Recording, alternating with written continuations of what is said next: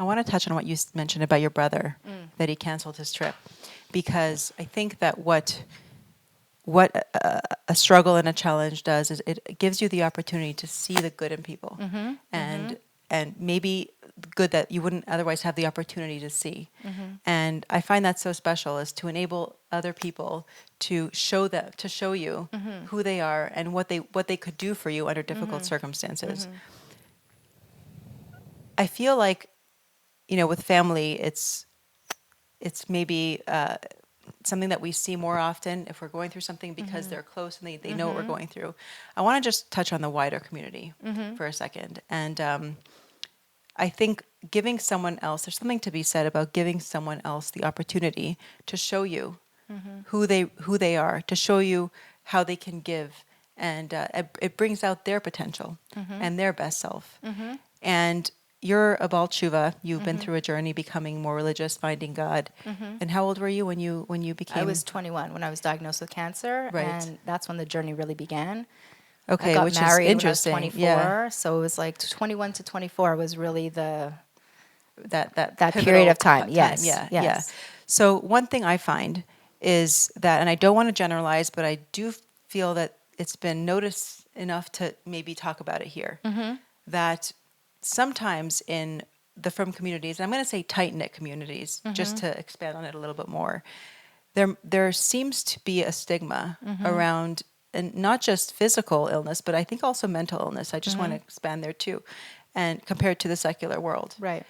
And I wanted to know if you can just share your thoughts on it, and how we approach stepping in, helping, understanding cancer, understanding illness, understanding these types of struggles.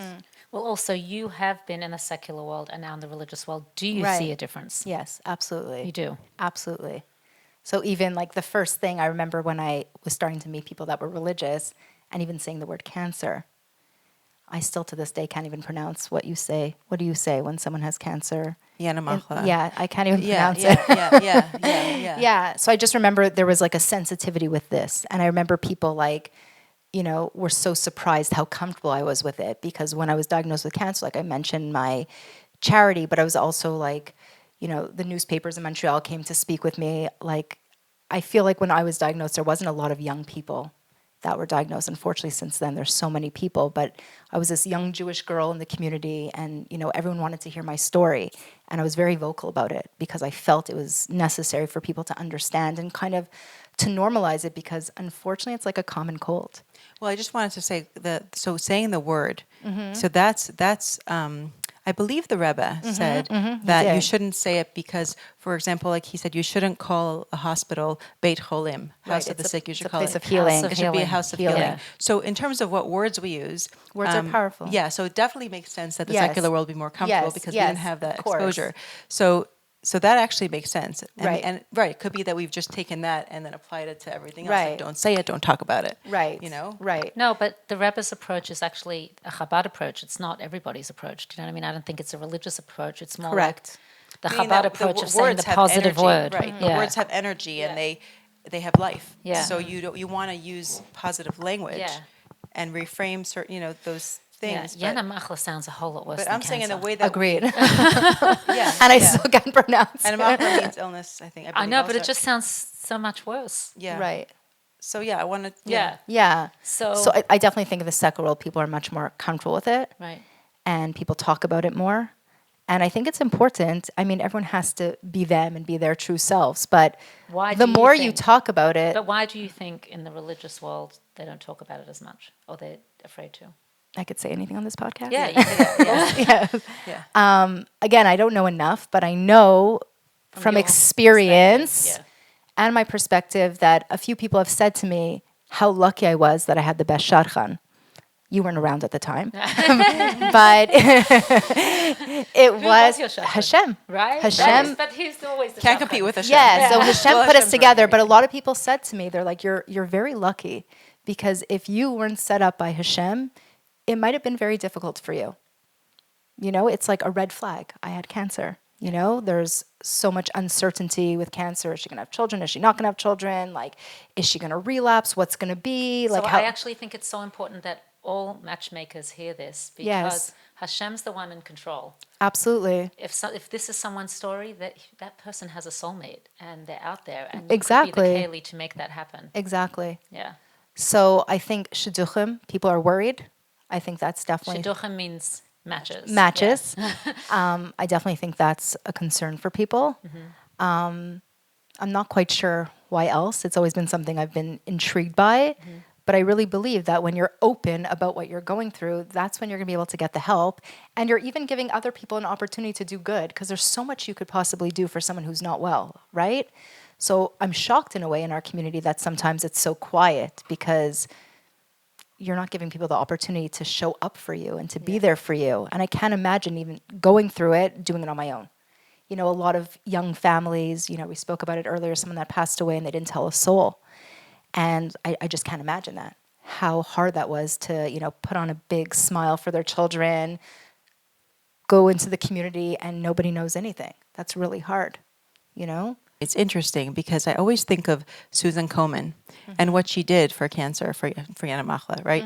She was a woman who had, you know, who gotten sick at a very young age. She passed away, and her sister just started this whole movement to support breast cancer awareness.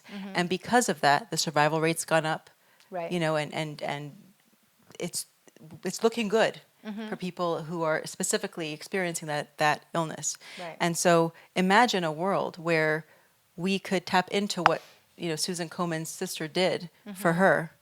I do And see people who do that in the religious community. Like, I have a friend who is, I don't know if she wants her name shared, but she went through breast cancer, and then she started this whole movement because of the things that she felt she was missing. Like, she wanted like some nice self-care packages. And so she's created this whole package system for people to receive, because she's got a very proud face, and she didn't want to show anybody what she was going through, because she's a leader of her community. But she was thinking about all the things she would have liked, and she started doing that for other people. They have an organization in Montreal called Look Good, Feel Good. And that was super helpful for me. It's this day event that everyone goes to who's going through cancer, and they pamper you the entire day. And they teach you how to put on makeup, how to put on eyebrows, because you lose your eyebrows. And that was a religious... Wasn't a religious, and it was really helpful. You know, Right. they first of all, they donated all this makeup to you, and every girl needs to be pampered. Right.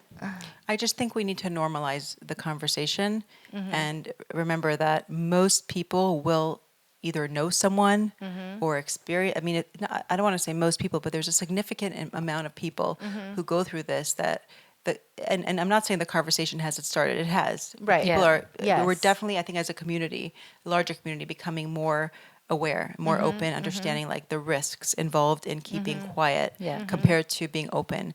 And when I say being open, I don't mean, you know, being so open that it's like there's a distinction between privacy and secrecy that I think is blurred. It's okay to people say, but I'm private. I don't need the whole world knowing about it. That of course makes sense. I mean, Right. you know, Right, so that's what I'm saying. I think we have to like respect people's wishes who don't want to share. Right. It might not Right. be because they're ashamed. It might be Right. because they're just private. Yes, yeah. So there's that, and also prayers. We've seen prayers help with healing. Yes. So we also want to get those prayers as much as possible. And, I actually have in my own family, my sister-in-law Shira Gutnick in South Africa. She was really on her deathbed, and the power of Tehillim. Wow. The doctors were like, "This is nothing short of a miracle." So we saw the heavens open. It doesn't, unfortunately, we don't understand the ways of Hashem, and that doesn't always happen. It happened Right. for you. Right. It happened for my sister-in-law, but there are many it doesn't happen for. But that we see that if we make ourselves a vessel to pray, there is that opportunity there for a miracle to happen. Right. yeah, the greatest antidote to prolonged suffering when someone goes through a trauma is community support and connection. So- But I do understand, you know, going through what I went through at the very beginning when people started to find out about the news, it was extremely overwhelming. How so? I was so grateful for all the support, but at the same time, it was like, this is a lot. You know, people were showing up at my door like I had like flowers everywhere. like there was no space for them. You know, Facebook messages were coming in. Like That's so nice. it was so beautiful, and people were coming out of the woodwork, which I really appreciated. You know, I didn't say like, "Oh, you haven't spoken to me for years, and now you're calling me." I was just, you know, in a way, life seems so beautiful. It was like times of Mashiach, where everyone's just kind to each other and good to each other. Like I never experienced that kindness. I loved it, and I always say like, you know, there's times that are very difficult, and sometimes I go back to that time because it was so beautiful, you know, and I felt very connected, and I felt, you know, my perspective was very, very different, you know? So, But you're saying it was beautiful, but it was also overwhelming. of course, yeah, Yeah. it was just overwhelming because you're not feeling well, you're not feeling your best self. Right. You just want to sleep. And my mother would say to me, like, you know, so and so is coming to visit, they have something for you. And I'm like, that's really nice, but now I have to like sit and I have to talk to them, and it creates this pressure. So what You know? do you think is the best way? Like, what would you have appreciated? I appreciated everything. Yeah. Everything. And I knew people were trying their very best and they only had good intentions. But I think for someone going through it, I think you need to have boundaries. Like any healthy Right, relationship, right. you need to know yourself and be in tune. Like, what do I need at this moment? And you have to be comfortable saying Right. no at sometimes. Right. Like, And it's very hard when someone's trying to do something kind for you. Right. But you need boundaries even with that. Yeah. Yeah. and it's still kind, even them just trying to show up. They did the mitzvah, you know? But yeah, you just have to be aware of what you need at that moment for your healing Right. and be true to yourself. Do you, what about stigma? Did you experience the stigma surrounding Just that- kind of that translate sometimes what exists? stigma is. So it's shame around illness.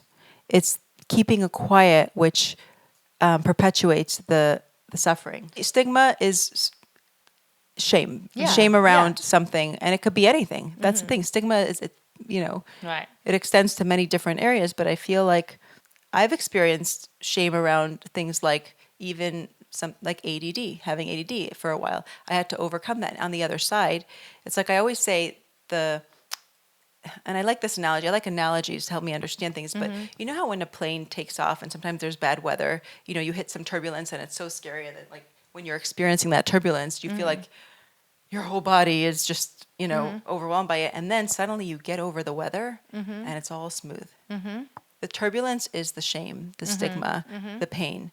And when we rise above it, it's interesting, we rise above it like Hashem, you know, we're closer to Hashem. That's when we start to see that it's all just a fabrication of our minds to keep us, you know, in our ego. Did you experience shame? I didn't. Yeah. That's Not really at all. special. Not at all. Yeah, that's Again, really- everyone was beyond supportive. Like I Yeah. couldn't have been supported more than I was.